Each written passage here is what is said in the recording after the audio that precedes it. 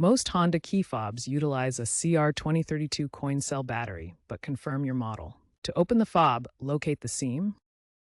Gently pry it open using a small flathead screwdriver or plastic pry tool to avoid scratches. For newer, weather-sealed fobs like 2023 Plus Pilot or CRV, more force may be needed. Be cautious of cracking. Some 2024 Accord hybrids have adhesive backing, requiring extra care. Once open, identify the CR2032 battery. Note the polarity. The positive plus side should be facing up. Be sure to work in a dry environment to prevent static discharge.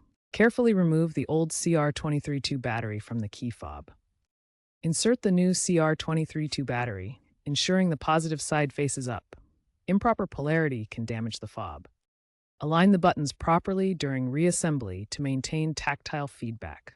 Snap the case back together firmly. Test the fob by pressing the buttons. The car should respond. If it doesn't work, double-check the battery polarity and ensure the case is fully closed.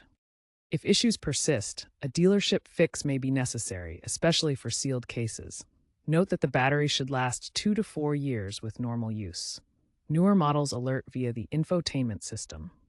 If it works, congratulations, you have successfully replaced your Honda key fob battery.